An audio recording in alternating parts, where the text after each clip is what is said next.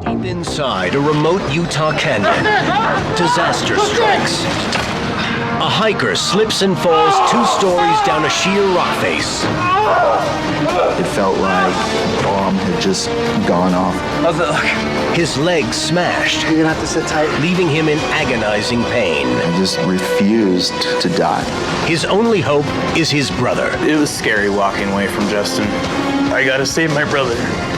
As the injured brother waits alone hour after hour, I started to wonder if he had died that night. his younger brother faces agonies of his own. I fell asleep, and I woke up and I was on fire. When one life depends on another, 2 brothers face the toughest challenges of their lives. In the wild, when things go bad, they go bad fast. Without warning, your life can hang by a thread. Adventurer and survivor Craig DiMartino fought back from his own wilderness disaster to reclaim his life. Now Craig meets other courageous outdoorsmen who beat the odds and return from their own fight to survive.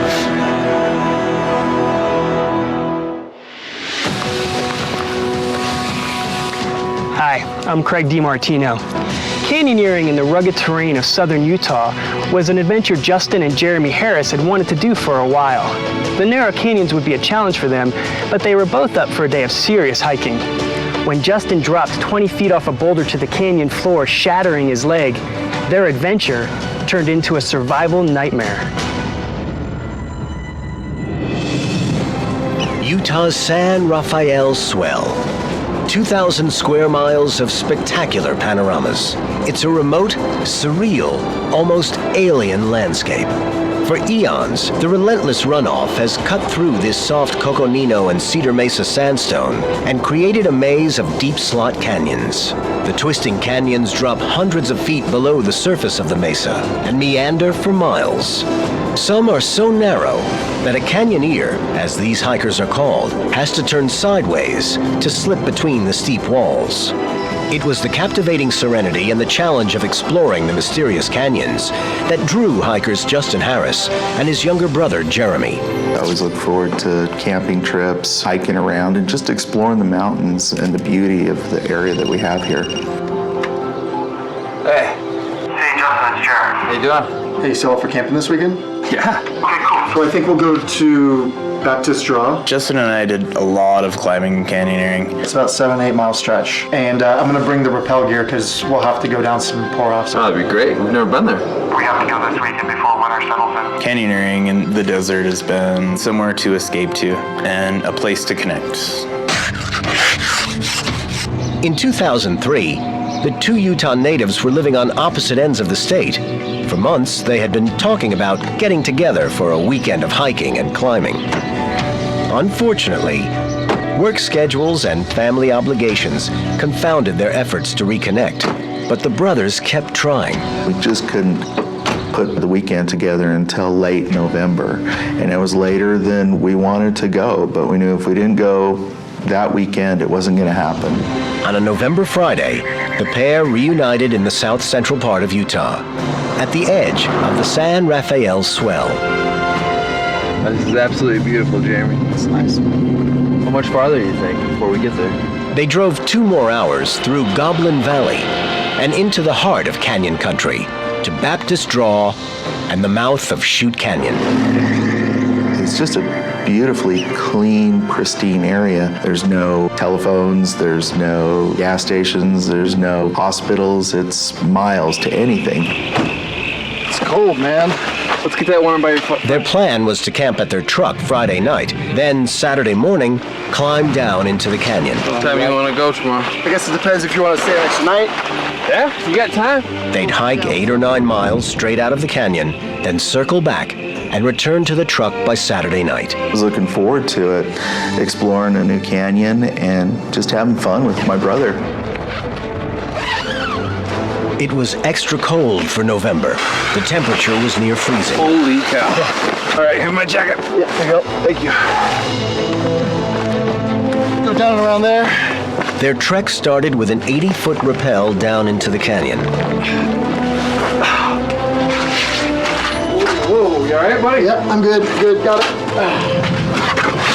Since they had rappelled down into the canyon, the only way out was to move forward. Jeremy's trail notes showed a narrow chute that led out of the canyon a few miles ahead. The canyon was very narrow. If you can imagine standing next to a skyscraper and just putting your back to the building and looking up, Look at this. that's kind of what it was like, but you'd have another building in front of you too, right there. All right, let's keep moving.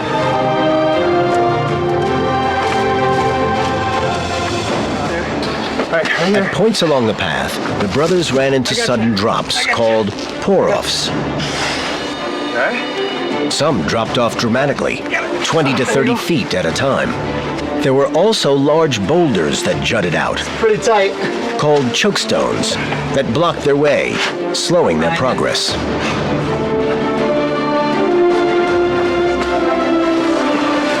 How's it look?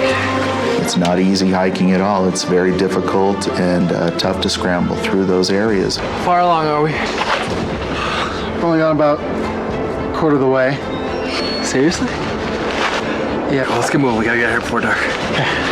The temperature was dropping fast, and they knew they needed to be out by nightfall.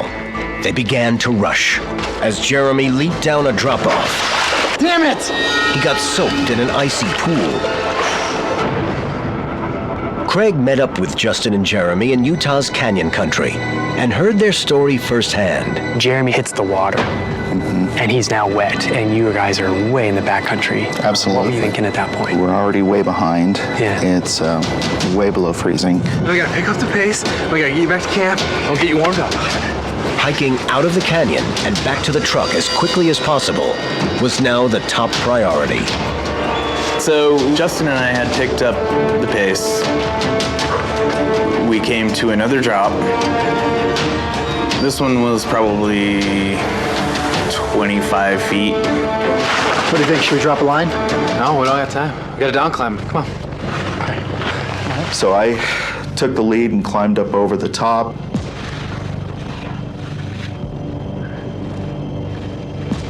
And as I put my back towards the rock and started looking for handholds and places to put my feet and move down this rock, I lost my footing. Jeremy grabbed Justin's hand, but felt him slip away. The crack of a breaking bone could be heard throughout the canyon. It felt like a bomb had just gone off in my head. I've never heard anyone scream in agony like that in my life.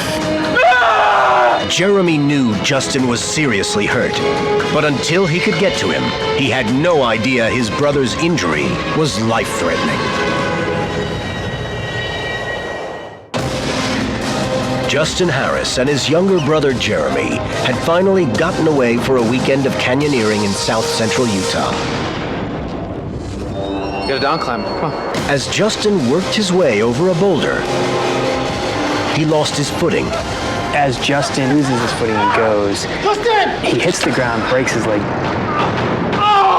You know he's broken it. Oh yeah, he's screaming in agony. I've never heard anyone wail like that. His left leg had been smashed by the impact against the rock. Justin's screams echoed through the canyon.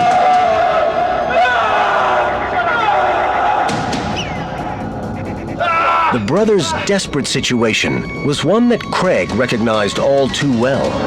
Back in 2002, Craig, a very skilled climber, was working his way up a steep rock wall with a buddy in Colorado. A miscommunication sent Craig crashing nearly 100 feet to the ground. The impact destroyed bones in his feet and eventually cost Craig his right leg. He was yelling like you've never heard someone yell. He's just screaming, and so I started yelling at him. What were you yelling? Stop screaming, and finally he stopped. So I just asked him, do you really believe in God? And he said, yeah, I do. I said, will you say a prayer then? And he said a prayer. Please protect my brother. myself. For some reason, everything kind of calmed down. Right. And then I climbed down, Talk to me, brother. It's broken. I felt it snap. Okay, I'm gonna look, okay? and we kind of assessed the situation. Jeremy pulled up Justin's pant leg. How's it look? It's pretty swollen, man. His left shin bone had multiple breaks and was rapidly swelling up. You're gonna have to sit tight. What neither brother knew was that the swelling was a sign of internal bleeding, which was life-threatening. Was that just almost debilitatingly terrifying for you?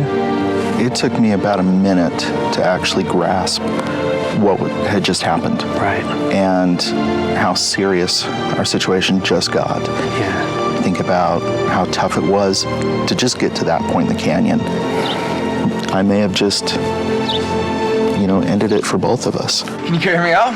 There's no way I can carry you out of here. What are we gonna do? There was only one other option. Still light out. I'll climb through, I'll get help, and I'll bring help back. There's no way you can get out by dark. Have to, okay? We made the decision that I was going to leave him and go get help. Give me your pack. So we went through all of our provisions. They divvied up their food, leaving most of what little they had with Justin. No. You're gonna get cold, you're not moving. I'll be moving, okay? I'll be all right. I'm giving my best. I don't need You gotta your stay vest. warm. You're sitting still, I'm moving. All right. I'll be moving. Since Justin was wet and immobile, staying warm was critical in now below freezing temperatures. Yeah. Hypothermia and frostbite were very real threats. You get cold, this is here, okay? Okay. In my mind, we may never see each other again. That was a real possibility. Yeah. They found their camera at the bottom of the pack. I'm gonna take a picture. You guys took time to take a picture of each other. What were you thinking? Like, why would you do that? In case either one of us didn't make it out or both of us didn't make it out, that here was our last moments, our last day. There'd be a record, there'd be something left behind. We just knew we had to. Here we go, okay? I love you. I love you. We told each other that we loved each other, that we'd be strong and we'd be able to get out of this. I just told him, think happy thoughts, you'll be fine. But I remember him taking a few steps and going farther down the canyon from me, and then he went around this turn in the canyon, and he was gone. Now Justin was alone in the frigid, dark canyon. He had no idea if he would survive his injury, or even if his little brother would survive the difficult solo trek for help. The brothers' happy reunion had become a horrible nightmare.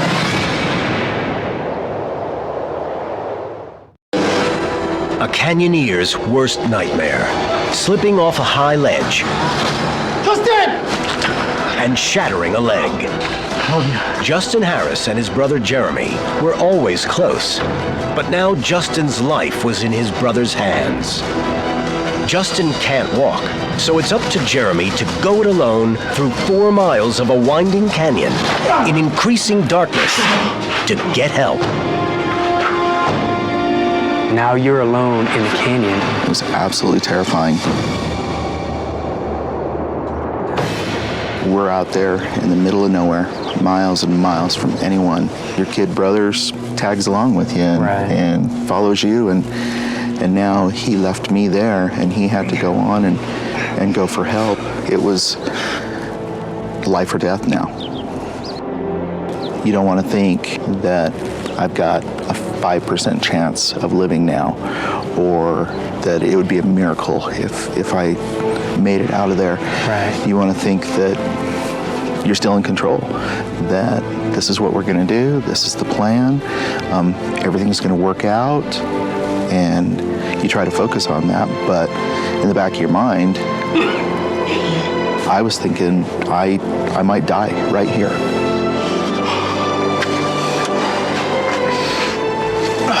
The plan was simple enough. Jeremy would hike out, return to their pickup, and call for help using the cell phone they had left in the truck. We calculated that it would probably take him, another 4 to 8 hours to get out of the canyon, depending on how much more water, how many more obstacles there were, and then maybe another 4 or 6 hours for help to be contacted and come back and start trying to get to me. Keeping warm was imperative, but next to impossible in the freezing temperatures. And then there was the internal bleeding Justin couldn't do anything about, causing his muscle compartments to swell, which were beginning to restrict blood flow to other parts of his body. And if I could make it through the night, then I would have a really good chance of living and getting out of that canyon. And so that was my goal, that was my plan.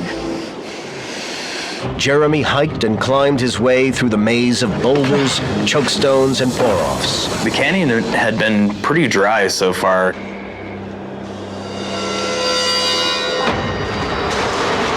But right as I walked around the corner, it was pool after pool after pool after pool after pool. And so I'm swimming. It got between 10 and 15 below that night. So I was severely hypothermic and hallucinating as well. I was screaming at God, hoping someone would come and help me. Justin, meanwhile, tried to stay warm. He flapped his arms, made windmills, whatever movements weren't too painful to keep his blood flowing. Hour after hour, he watched his leg blow up like a misshapen balloon. So I pulled up my pant leg and I looked at my leg to see what was going on there. And I noticed that there were these big blisters all over my leg, and they were popping, and there was sort of a yellowish fluid that was coming out of those blisters and running down my leg, and I knew it wasn't a good sign. Exhausted from hiking and fighting off the cold, Jeremy made steady progress on his way out of the canyon.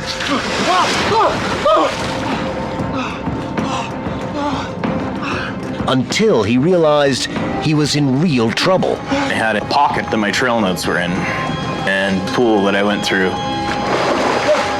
the trail notes washed out, so I was kind of like winging it.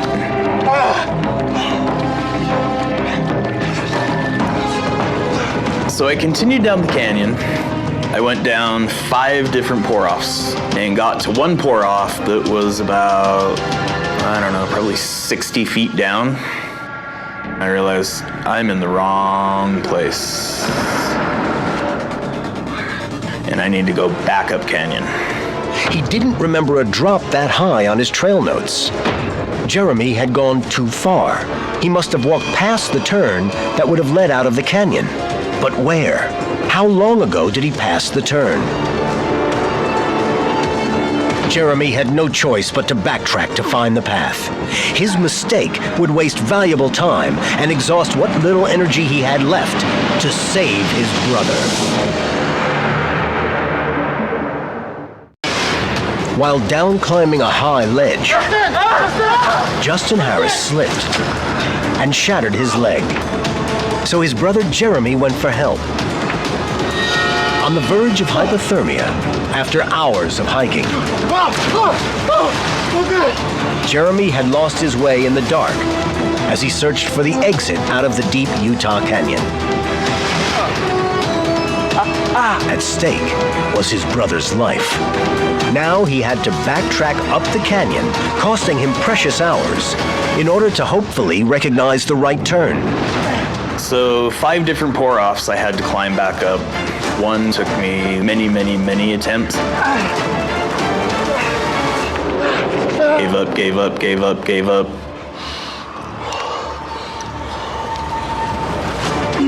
Try again. It took me like several hours to get back up. As Jeremy retraced his steps in search of the path that he had missed, Justin's condition became grave. In the middle of the night, it was so cold that I felt like my skin was freezing, and I started thinking about, frostbite, and I need to do something else to warm my body up. So I would try to do some arm circles. I would try to move my good leg, eat a little bit, anything that I could do to warm myself up. The freezing temperatures and soaking wet clothes were getting to be too much for Jeremy. All that was in my mind was save my brother. I gotta save my brother. And so it was really hard to take a break, but I had to warm up.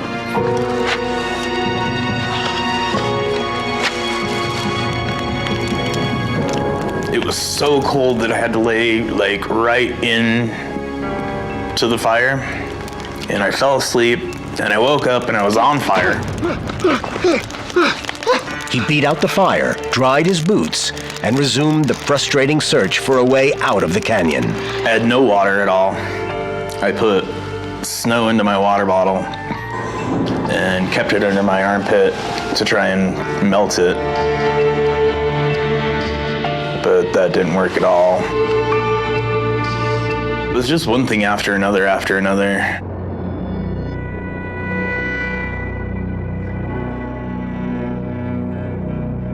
Justin made it through the long, cold night.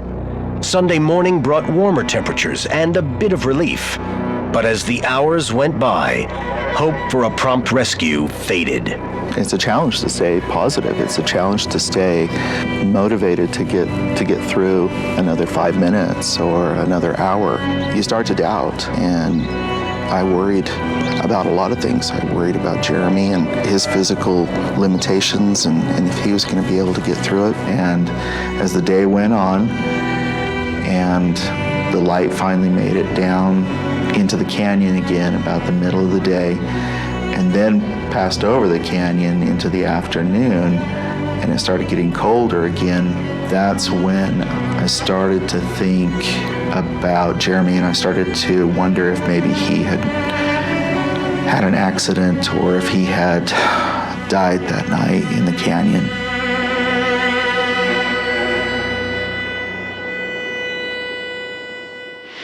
There was only one way out and one chance at survival for both of them. Jeremy had to get out of that canyon. What he didn't count on was taking a wrong turn.